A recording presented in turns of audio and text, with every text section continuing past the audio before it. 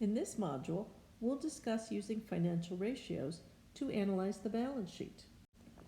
Ratio analysis expresses the relationship among selected items of financial statement data. A ratio expresses the mathematical relationship between one quantity and another.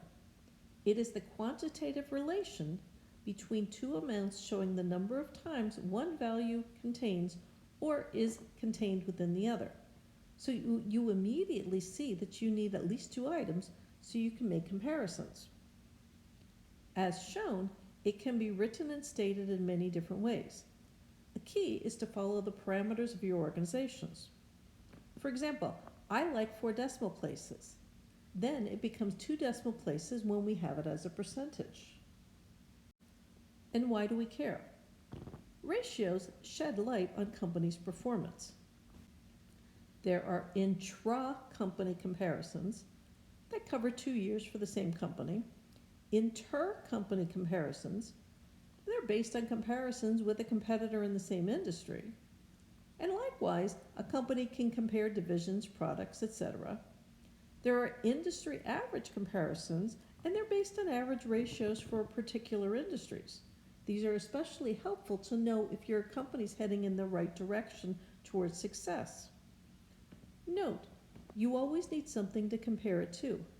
Having a ratio of 2.5 to 1 is meaningless unless you can compare it to something. You can find these industry average and ratios online from a variety of sources. I'd also bet that you will hear about these ratios, such as earnings per share, every time you watch a financial news show. A classified balance sheet helps with the analysis since it is divided into the categories used most often in analysis. There are 3 main categories of financial ratio analysis: profitability, liquidity, and solvency. We think about companies earning a profit or a net income. Profitability ratios measure the income or operating success of a company for a given period of time. Companies and people need to be liquid, so they have cash on hand to meet current and emergency needs. Liquidity ratios measure short-term ability of the company to pay its maturing obligations and to meet unexpected needs for cash. Companies are insolvent when they can't pay their bills, and the result is often bankruptcy. On the positive side, companies are solvent when they can pay their bills. Solvency ratios measure the ability of the company to survive over time. The profitability ratios primarily use the income statement, so they will be covered in another video.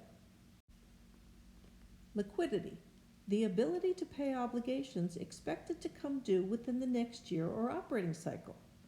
2 measures of liquidity include working capital and the ratios. Working capital is a measure of short-term ability to pay obligations.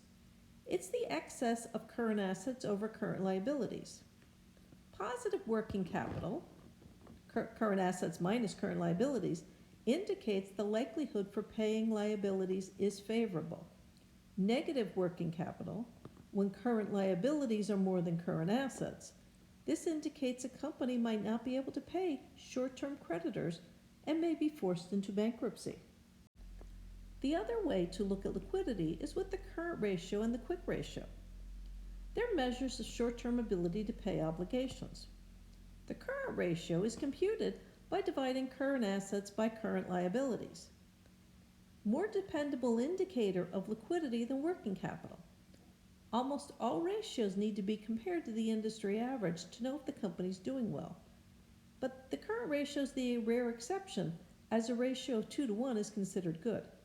If the ratio is higher, the company has too much cash and is missing out on investment income. If the ratio is lower, the company may not have enough cash to meet its liquidity needs. The current ratio, though, does not take into account the composition of current assets, like slow-moving inventory versus having cash. But the quick ratio removes the current assets that might be slow to become cash, like inventory. And unlike the current ratio, this needs to be compared to the industry average to understand the liquidity health. Solvency. the ability of a company to pay interest as it comes due and to repay the balance of debt due at its maturity. Solvency ratios include the debt-to-assets ratio. This measures the percentage of assets financed by creditors. And the higher the percentage of debt financing, the riskier the company. It's computed by dividing total debt, both current and long-term liabilities, by total assets. The other common solvency ratios are also shown here. When you compare them to the company or industry average, you might find that one ratio shows as good or bad, while the others seem to be okay. This is the key to doing analysis and doing multiple ratios. So if the debt to assets ratio is okay, but the debt to capital is low, you need to look into the ratios. The difference between these two ratios is shareholders' equity. So if you do the debt to equity ratio, you can isolate the shareholders' equity and see if that area is really a problem. Also, often students say a ratio is high or low when the key is to go beyond the ratio and isolate the issue. In conclusion, think of ratio analysis as tests to determine financial health. Each test provides information, but often it means you need more information. Yes, the ratios are indicators of potential issues and must be analyzed properly before a decision can be made regarding the financial condition of a company. For example, a negative working capital does not always mean potential bankruptcy. The results of other ratios, as well as specific company information, must be analyzed. I hope this helps, and let me know if you have any questions.